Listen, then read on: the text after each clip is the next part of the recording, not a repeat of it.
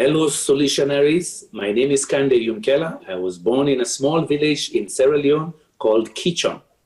And of course, I have moved on. I went to university in Sierra Leone, went to university in the United States, taught in the United States, came back to Sierra Leone, served as a minister, moved on to the United Nations, became Director General of United Nations Industrial Development Organization.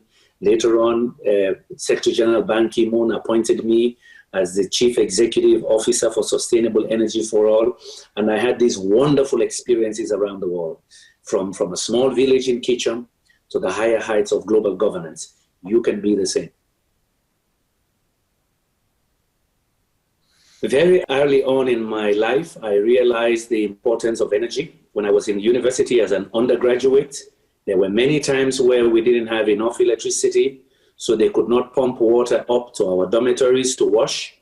Then I left Sierra Leone to study in the United States, and 11 years later, I came back to serve as minister. We still had problems with lack of energy. I had to do my work many times with candles, and I never knew that, in fact, 10 years later, I will be asked by the United Nations to lead energy issues to solve the problem of energy poverty around the world. Now I'm back in my country. I represent 67,000 people in one of the poorest regions in the country. I still see the struggle, particularly of women, because they do not have electricity. I see the problem in the clinics, in the hospitals, because there is no electricity, women delivering babies at night in the dark. So the issue of energy is close to my heart, and that's why I'm a global activist for promoting energy access for the poor. The reason why we are promoting energy access, especially for poor people, it is because we're very convinced that without affordable, reliable, sustainable energy, many of the sustainable development goals cannot be achieved. You cannot have a good running hospital if you don't have reliable energy to make sure they can use the diagnostic equipment, they can keep the vaccines cool so that when the children come in, the vaccine is ready. They can make sure the operating theaters run. You can't run the schools well because you need electricity in the school so lighting can be available, laboratories can work.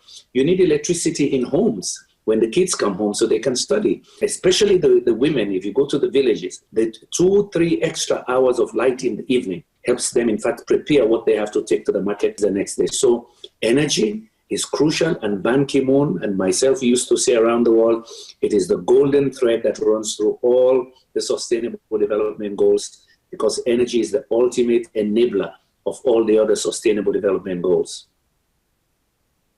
In 2000, when these Millennium Development Goals were launched, there was no mention of energy. It was as if we assumed that you can run hospitals, have access to clean water, create jobs without energy. So we had to start in mid-2000 to begin to mobilize the world that, in fact, energy was very critical if you're going to achieve the Millennium Development Goals at that time. Since we knew that by 2015 there will be another set of development framework that will be introduced, we started organizing ourselves to make sure that when the new goals are defined, that in fact energy will be one of them. It was a lot of work. It took many years. We built this big advisory board of over 50 leaders in the world doing analysis for us about how energy was connected to everything else, how changes in access to energy improved lives in other countries. So we needed good analysis done.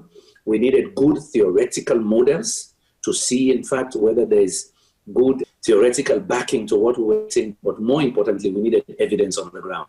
So you can see that what I started 15, 20 years ago, now I'm even more energized that you, the young generation, must help all of us and your generation have a clean environment, and we're saving lives by making energy access a reality for all by 2030. As young solutionaries, my advice to you is learn as much as you can. There's nothing like academic excellence. I benefited from it. I was a very good student, and then I went to some of the best universities in the United States. So that gave me the knowledge I needed. So I learned as much as I can. Second, I was always involved in activism. I always wanted to help change something, from undergraduate all the way to grad school. I was involved in African students' organizations in US universities. I was involved in some of the protests we had against apartheid. I always wanted to be part of changing something, not for myself, but for something else. What that helped me have? Leadership skills. Very important leadership skills, important communication skills, and empathy. I could put myself in somebody else's position. So I learned how to deal with people. Number 3, learn to negotiate. The world is becoming very connected. We've seen the problem with COVID. It has hit everybody. It started in one small location. Now it's all over the world. So you're going to have other problems, pandemics, climate change, but also challenges of getting natural resources where you have to negotiate with other children or other adults when you're adults from other parts of the world. I give you an example. I know many of you care about the environment, and we're all talking about renewable energy solutions. Well, let me tell you something. Most of the metals and minerals you're going to need to ensure that global transition to get a greener, cleaner world are in Africa. I'll give you an example. Over 50% of the cobalt in the world is in the Congo, the Democratic Republic of Congo. And of course, making batteries. We have some of the biggest deposits of the other metals you need and rare earth metals to make batteries. If you dream of a world where we're having clean energy from the sun, it means your house, you can generate your own power. All that clean world, greener world, most of the resources you're going to need are in Africa. So you have to talk to my grandchildren to work with you. You who have the knowledge, the scientific knowledge, the analytics, and the finance. But you know what? It can be win-win. And that's what I want to say to you. Make friends. You never know if the guy sitting next to you is the next Bill Gates. It could be the next innovator in India, in China, in Africa. So you want to be partners across the world. And that's what we're hoping for, collaboration and negotiation, and then empathizing, understanding that this world belongs to all of us, and we have to share its limited resources and your time. That competition is going to be higher. We're lucky now, but don't be like us. We've messed up. We're causing too much global warming, and we're not taking care of the environment. I wish you well.